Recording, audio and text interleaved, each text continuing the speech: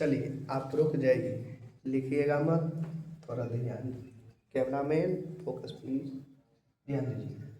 कल हम आपको बताए थे डी ब्लॉक के तत्व, ठीक है। जिस कक्षा के अंतिम इलेक्ट्रॉन डी ऑर्बिटल में प्रवेश करे उसे डी ब्लॉक के तत्व कहते हैं। डी ब्लॉक के तत्व को एस और पी ब्लॉक के बीच में रखा गया है, क्योंकि डी ब्लॉक का जो गुण होता है वो एस ब्लॉक और पी ब्लॉक के गुण के समान होते हैं, इसलिए इसको बीच में रखते हैं। और हम एक क्वेश्चन उसमें लास्ट में बताए थे, डी ब्लॉक के तत्व जो होते हैं संक्रमण तत्व कहलाते हैं, ठीक है। तो वही उसी के बारे में संक्रमण तत्व क्या होते हैं उसी के बारे में आज आपको पढ़ाने वाले हैं।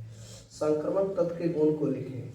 वे सभी तत्व जिनके डी ऑर्बिटल अपूर्ण होते हैं संक्रमण तत्व कहलाते हैं। वे सभी तत्व जिनके डी ऑर्बिटल होना चाहिए 10 को इलेक्ट्रॉन, ठीक है, अपूर्ण रहेगा। अपूर्ण मतलब पूरे भरा नहीं रहेगा, 1 रहेगा, 1 से मानकर चलिए 10 के बीच रहेगा, इसी को बोलते हैं अपूर्ण, भरा उरा नहीं रहेगा, ठीक है, भरा नहीं रहेगा। तो वे सभी तत्व जिनके डी ऑर्बिटल अपूर्ण होते हैं संक्रमण तत्व कहलाते हैं, ठीक है। और ये संक्रमण तत्व यही अपूर्णता के कारण ये जो संक्रमण तत्व है वो रंगीन यौगिक का निर्माण करेगा। जैसे नीला थोथा CuSO4 × 5H2, हरा थोथा FeSO4 × 7H2, ये रंगीन यौगिक का निर्माण करते हैं। डी ब्लॉक के तत्व रंगीन होते हैं, क्या होते हैं, रंगीन होते हैं, ठीक है। अगला ध्यान दीजिए।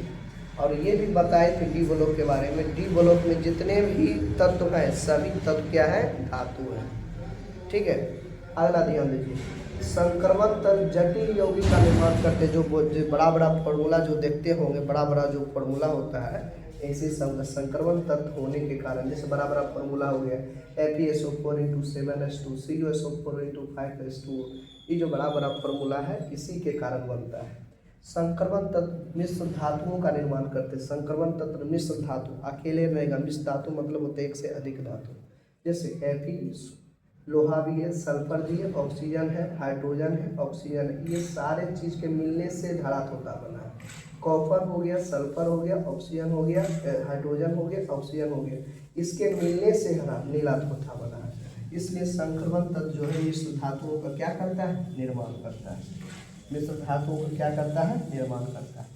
और इसी गुण के कारण ये अनुचुंबकीय गुण को भी प्रदर्शित करता है, अनुचुंबकीय पदार्थ। ये परिवर्तनशील ऑक्सीकरण अवस्था को दर्शाता है। परिवर्तनशील जिसका ऑक्सीकरण बदलते रहता है, ऑक्सीकरण संख्या किसी का रहेगा 8 रहेगा, 7 रहेगा, 6 रहेगा, 7 रहेगा, 5 रहेगा, इस प्रकार ऑक्सीकरण अवस्था रहता है। ऑक्सीडेशन की जो होता है, ऑक्सीडेशन जो होता है इसको निकालने के लिए एक ट्रिक होता है, इस ट्रिक को हम बताएंगे, ठीक। अब कॉपी करिए इसको।